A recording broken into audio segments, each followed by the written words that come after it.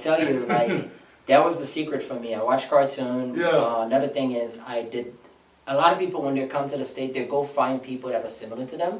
Somebody told me was like, hey, if you want to learn English, don't hang out with everybody that speak Haitian Creole, because you'll never get out that environment. Yeah. So as again, Right. I learned, you know, if I want something that I don't have, I need to go to an environment that where I'm uncomfortable. Yeah. So I started making friends with people that didn't speak Haitian Creole to force me to learn English. And then I watched a lot of cartoons. A lot of cartoons. Yeah. We're talking Dragon Ball Z. We're talking Recess. We're talking like people from my age group. Y'all know what I'm talking about. Oh yeah. We're talking Simpsons. Yeah. And then I had the captive, you know, the subtitle on the bottom, so I'm listening while I'm watching. And then because I was around friends that didn't speak Haitian Creole, it forces me to learn and to speak with them and communicate with them. Yeah. And that's what kind of speed things through for me, because, you know, now I found myself in an environment where I had to learn. It wasn't optional. Yeah. And by putting yourself in an environment where you have to get things done, you get things done. Absolutely. Same thing when it comes to business as well. Get in those environments. 100%. You invest in a mastermind. There you You go to like conferences like we did. Absolutely. And you invest in yourself. Right. And you know, you create that change by being in an uncomfortable position. Yep. Absolutely. 100%. 100%. Let's talk a little bit about you coming up in school. So with you coming up in school, you actually was a 4.0 student. Oh wow, you really did your research. So a lot of people don't know this, but the education system here compared to other countries is very different. I grew up in an education system in Haiti where I had to memorize chapters. Right? Think about you in second grade.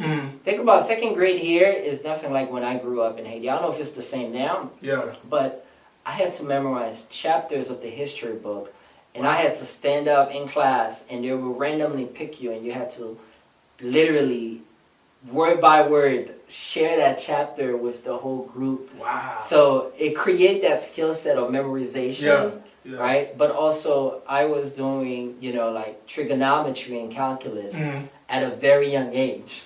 Wow. So Man. That knowledge, when you come here, I was like, oh, this is child's play to me. I bet. Because now the only thing that was stopping me was English. Okay. Once I mastered English, then school wasn't really an issue. I understand it. I've done all this stuff when I was in grade school and elementary school. So what you guys were learning here in high school was child's play to me, because I was like, oh, okay, I get it. Oh, boom. So I don't even, this is the first time I'm gonna share this story. Back in high school here in the state, I always had that entrepreneurial mindset. Right. So I have friends where I'm like, hey, you know, I can help you with your homework. I charge them a fee. I'm like, hey, for you to get an A is this much, for you to get a B is this much, for you to get a C is this much. So when I finished my homework, I had clients. But literally, I'll just, you know, I'll make decent money. If I just, you know, I'll write 4 or 5 papers for them. They weren't ChatGPT back then. And they're like, why did I get an A? I'm like, dude, you're never in class. Why would I? It doesn't make sense for you to get an A. You know, I got you a B+. That's good. And they're okay with that, because like, oh, okay, I get it. So I had my own little hustle in high school where I'm like, oh, I can make money by just doing everybody's homework. Wow. Started early. I mean, I had so many hustles, man. I used to sell Red Bulls in the back of my trunk. So I'll buy them in back. How old were you doing that? I was young. I was really young. Like, you know, 16, 17, 18. Wow. Plus I was working, I started working right after I learned how to speak English. I was working in a deli. I was doing sandwiches in the back.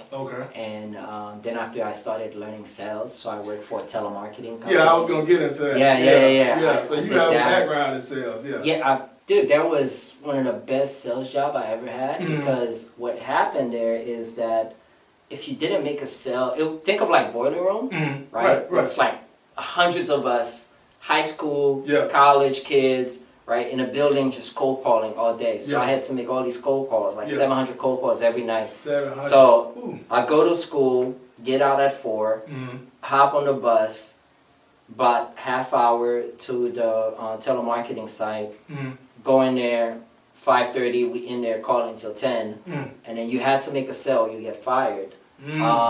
So it puts a pressure on you, but it also, we had script, and then we had people listening to our calls to help us improve. Right.